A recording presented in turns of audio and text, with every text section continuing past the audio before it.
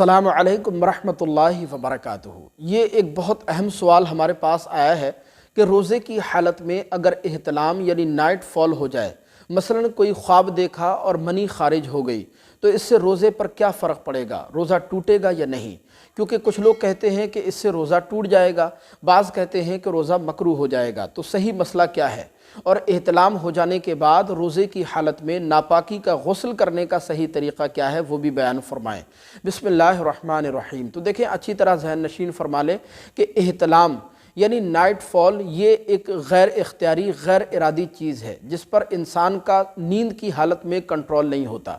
लिहाजा रोज़े की हालत में सोते हुए अगर आपकी मनी खारिज हो जाए, आपको इहतिलाम हो जाए, तो इससे आपके रोज़े पर कोई फ़र्क नहीं पड़ता है। जो लोग ये कहते हैं कि इससे रोज़ा टूट जाता है या रोज़ा मकरूह हो जाता है, वो बहुत बड़ी गलत फहमी में है। बिला वजह परेशान होने की ज़रूरत नहीं है, इससे रोज़े पर कोई फ़र्क नहीं पड़ेगा।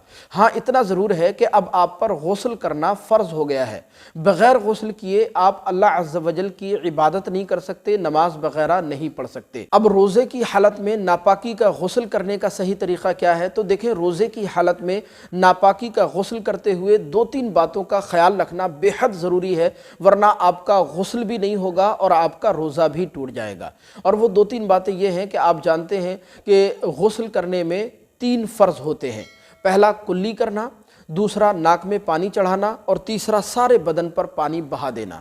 अब इसमें जो पहला फ़र्ज़ है कुल्ली करने वाला, तो कुल्ली करने में ख़ास तौर पर एहतियात रखेंगे कि आप इस तरह कुल्ली करें कि पानी को मुंह के अंदर चारों तरफ आप घुमाएं कि पानी जो है मुंह के हर पुर्जे में, हर हिस्से में अच्छी तरह पहुंच जाए।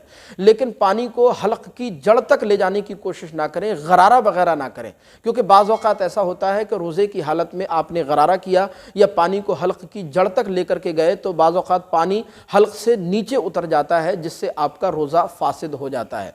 तो पानी को हल्क की जड़ तक ना लेकर के जाएं, गरारा वगैरह ना करें। बाकी आप नॉर्मल कुल्ली करें और इसमें ख़ास तौर पर एहतियात रखें। इसी तरह नाक में पानी चढ़ाने वाला जो फ़र्ज़ है उसमें भी ख़ास तौर पर एहतियात रखेंगे कि नाक में आप पानी इस तरह चढ़ाएं कि पानी आपके दिमाग तक ना पहुँचे। इसमें भी बहुत ज़्यादा एहतियात रखने की ज़रूरत है, वरना आपका रोज़ा फासिद हो जाएगा। इसी तरह तीसरा फ़र्ज़ है सारे बदन पर पानी को बहा देना।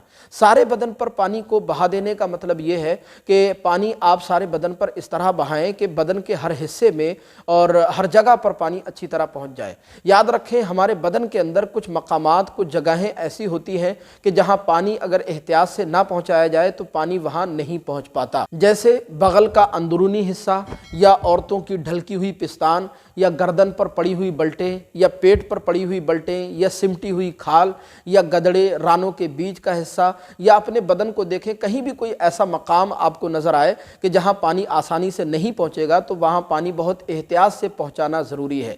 याद रखें, एक बाल के बराबर, एक रुएं के बराबर भी अगर जगह बाकी रह जाती है भीगने से तो आपका नापाकी का गुस्ल अदा नहीं होगा, आप पाक नहीं होंगे। और आप जानते हैं कि जब आप पाक नहीं होंगे तो फिर आप जो बाद में जो नमाज़ें पढ़ें, इबादत करें, कुरान की तिलावत करें, कोई इबादत अल्लाह की बारगाह में आपकी काबिल कबूल नहीं होगी। तो खुलासे कलाम यह है कि रोज़े की हालत में अगर नाइट फॉल हो जाए तो उससे रोज़े पर कोई फ़र्क नहीं पड़ेगा। हाँ, इंसान नापाक हो जाएगा, लिहाजा जितना जल्दी हो सके इंसान को गुस्ल कर लेना चाहिए ताकि ज़्यादा से ज़्यादा वक्त रोज़े का जो है वो पाकी की हालत में गुजारा जा सके। आपसे दरख्वास्त है, सवाब की नीयत से इस क्लिप को आगे ज़रूर शेयर फरमाइएगा ताकि हमारे दूसरे बहन भाई इस वीडियो से फ़ायदा उठा सकें। मज़ीद अगर आपको कोई सवाल पूछना है तो कमेंट बॉक्स में हमें ज़रूर बताइएगा और इसी तरह के मसाइल जानने के लिए चैनल को सब्सक्राइब करके ज़रूर रखिएगा। अस्सलामु अलैकुम रहमतुल्लाहि व बरकातुहू।